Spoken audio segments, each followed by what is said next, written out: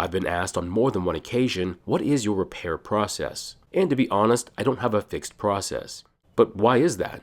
Well, the simple answer is that most times a fixed process doesn't always work out. And instead, I let the machine tell me which way the repair should go, but I will let you know one thing, the carb is not always to blame. In today's video, we're going to be talking about how I go about repairing machines and how it's changed from the beginning to where it is now. I'm not saying my process is any better than anyone else's, but I do what works best for me and it might work well for you too. However, I would always recommend that you embrace your own methods. So what exactly am I talking about? Well, years ago, I would pick up a machine, look it over, and then diagnose it loosely, and then write down my script on how I was going to film the repair. I'm going to let you know that by about the third or fourth step in that process, the machine would go off script, and there's a good reason why. Unless you already did a full and comprehensive diagnostic off camera, the likelihood that the repair will go according to plan is not very good. This practice lasted about 2 or 3 videos, and by midway through the process, it would go off script, and the machine was telling me how the repair was going to go.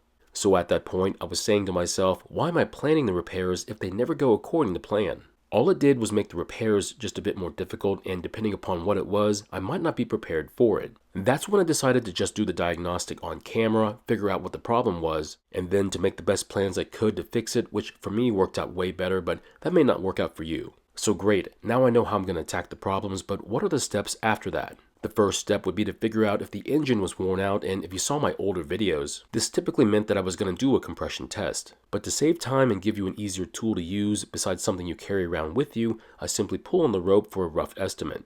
I will tell you that this is not a very scientific way of checking, but it could save you from starting a project with no chance of saving it. But what it does do best is makes you question if you'll need to use the compression tester. This method only works if the engine is completely worn out and is not effective on engines that are only slightly worn out. If, however, you discover that the engine is too worn out to start and run, then you'll have to decide what's causing the low compression reading. The best case is that the piston ring is stuck and you should be able to free it and restore the compression to a working level. But the worst case scenario is that the piston and ring are damaged along with the cylinder and you'll need a new top end kit to fix it. At this point, most would just throw the machine away while others would use it for parts instead, but I'll leave that choice up to you. So after confirming that the engine has enough compression to possibly run, we'll then move on to a test start with fuel. If you're lucky enough to get a machine with fuel in it, then I would just do the test start with what's in the fuel tank. But most times, I'll get machines with empty fuel tanks, so out comes the squirt bottle of fuel instead. This is when things can go south real fast. The one thing you don't want it to do is for it to do absolutely nothing. However, just like in several of my shorts videos, sometimes they won't start, but they could puff out some smoke, either blue or black. This tells me that the ignition system does work to some extent, but it's not able to ignite the air-fuel mixture. And obviously, a successful test run would mean that the engine runs for at least a second or two. Then you can move on to the next step, which is more than likely going to be the carb. However, it doesn't mean that it's going to be the last problem you'll have to deal with, but we'll talk more about that in a bit. This is the part of the video where I bring up the comment that led to this whole discussion. The comment was that someone had replaced the carb on their machine an impressive 3 times and it still couldn't get it to run. Let me repeat myself, they replaced the carb 3 times, which I don't think I've ever done personally. I think the most I've ever had to do was replace a carb twice. The first one turned out to be a dud, so I replaced it, but from a different vendor. Luckily, the replacement was able to get it working great, and even though this kind of problem can happen, it's very rare. Unfortunately, they never responded back after my comment, so I wasn't able to ask them more questions about it. If I did get a chance to ask, I would have asked them about the other 2 steps we already mentioned, which is the compression and the ignition system. But I'm going to assume that they felt they had enough compression despite not having a tester to confirm it. Checking for spark can be easy if you have a spark checker, but as most would tell you, it's not needed.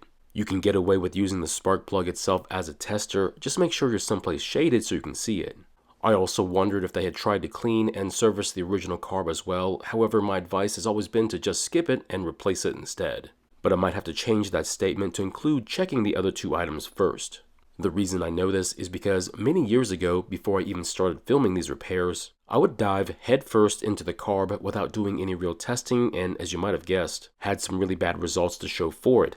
I can't really be too upset because those were times when I didn't have that much information to help out. I'm not going to blame the videos that I watched decades ago, and that's because the creators of those videos didn't have any idea about my skill level. So I've had some interesting comments from viewers who were quite distressed about not getting the answers they were looking for. Again, the videos are of the repairs for the machines I was working on at the time and may not have included any extra information. That's one of the biggest differences between the videos from 7 years ago and now.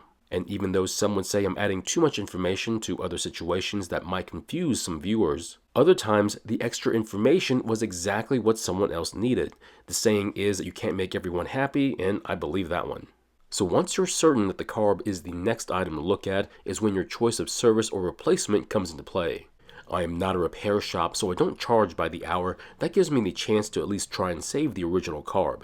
Most would agree that saving the original carb is always the better choice because they're a lot better quality than the aftermarket ones, and I believe them. But for me, and to a lot of the ones watching, time is something that you can't waste. That means I'll try and clean a carb a maximum of 2 times, and if it doesn't work by then, I'll start looking for a new one.